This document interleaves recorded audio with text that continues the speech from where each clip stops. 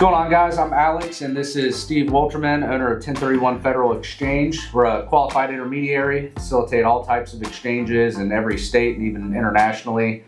Steve, you've been doing this for over 20 years now. You've probably seen everything. What's like the worst thing that could happen, or the worst call you could potentially get for someone wanting to do an exchange? It happens all the time. We get the call from somebody who, I sold last week, talked to my accountant or somebody, and I need to get my 1031 set up now. And, once we clarify you actually closed a week ago, then it's too late. Once you've closed on the sale of your relinquished property, the ship has sailed. You need to have that exchange set up at closing, or obviously before closing. Yeah.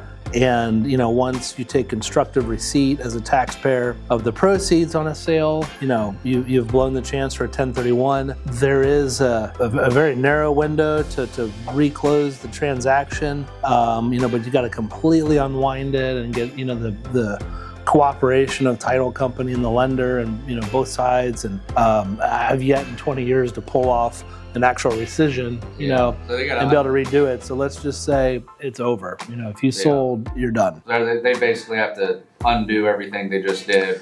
You have to give the money back to the title company. Title company's got to give the money back to a lender. If there's a buyer, is financing, which is typical. Yeah. Everybody's got to re-sign documents, and closings often get contentious enough. It's a lot to pull off to even attempt to do a rescission. To do it, you'd have to do it, within the year of the exchange. But this situation is usually somebody sold a week or 2 weeks ago. They think they can then call, and it's just a tax forms and reporting it, that they can facilitate the exchange, and that's just not the case. Right. As a qualified intermediary, which needs to be a part of this transaction, you have to have an exchange agreement. QI's got to take assignment, of the purchase agreement. These are in the regulations. Of course, you have to escrow the funds. The taxpayer can't have that constructive receipt. All of those things, have to be in place. Yeah. Gotcha. So you guys need to get your exchanges set up before you close, otherwise it's going to fail, and then you may have a big tax bill that you weren't expecting. Especially in certain states like New York or California, you could be looking at 30 to 40% of what you thought you were going to get just